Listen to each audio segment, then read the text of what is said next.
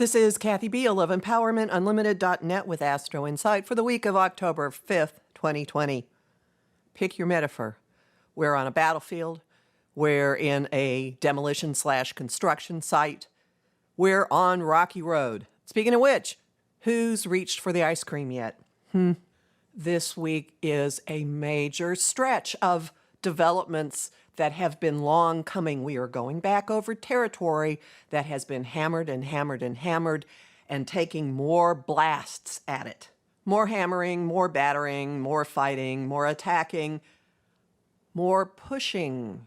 That's starting to feel like it's getting somewhere.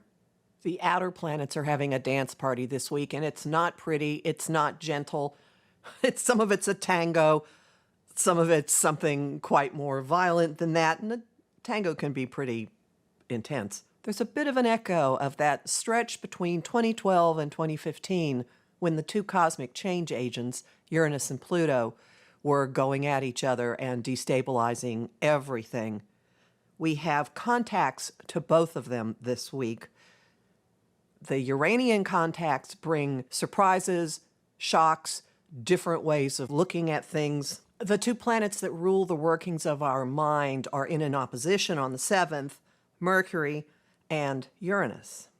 This could challenge our perspective on a number of things, force us to look at something quite differently, show us something that is extraordinarily uncomfortable, have us requiring proof, evidence, something tangible.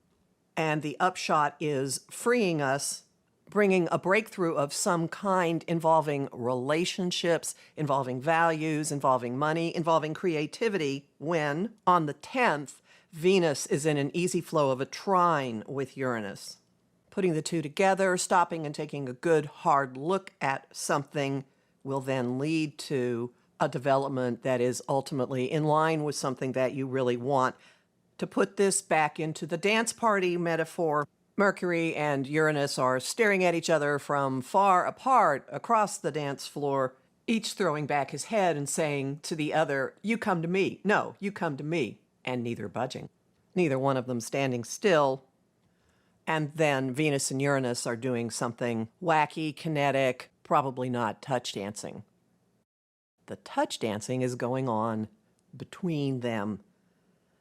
And that is the high point of the week and of the fall, when retrograde Mars completes a square to Pluto on the 9th.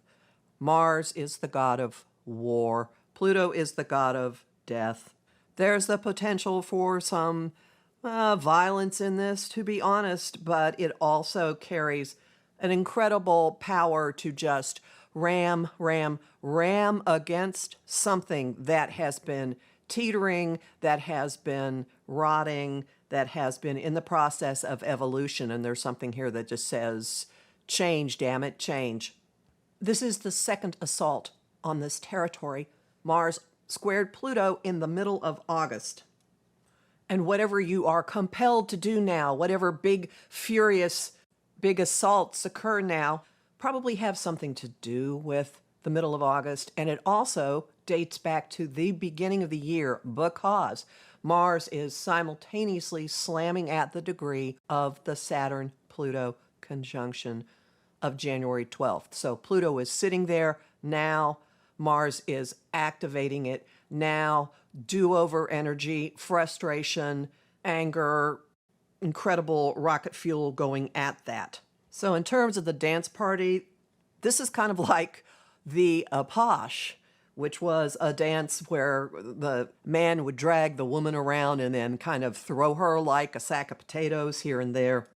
The difference being that each one is attempting to drag the other one around and throw it around. Structures will be severely destabilized by this.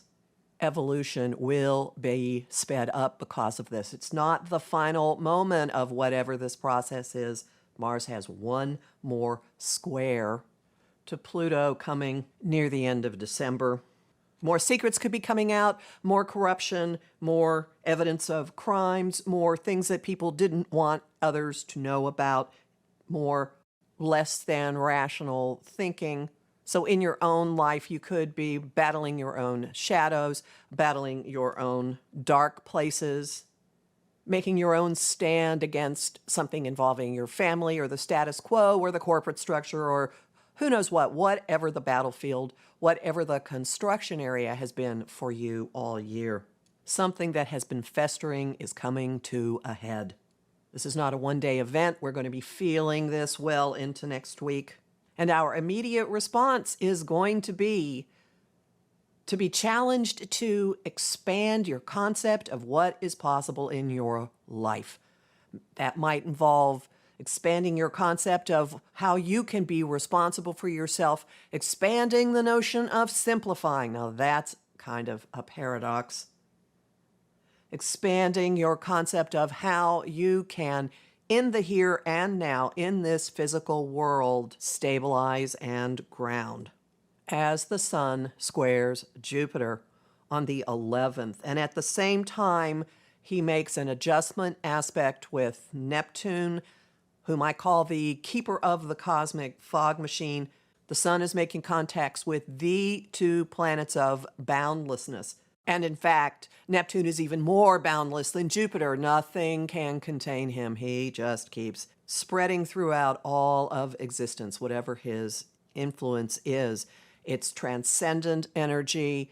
It transcends worldly experience. It also invites softening experience with love and compassion and seeing the connectedness of all people. This is an influence of empathy, of high level of creativity, but it's also, again, the cosmic fog machine. Huge amounts of hooey, huge amounts of spin.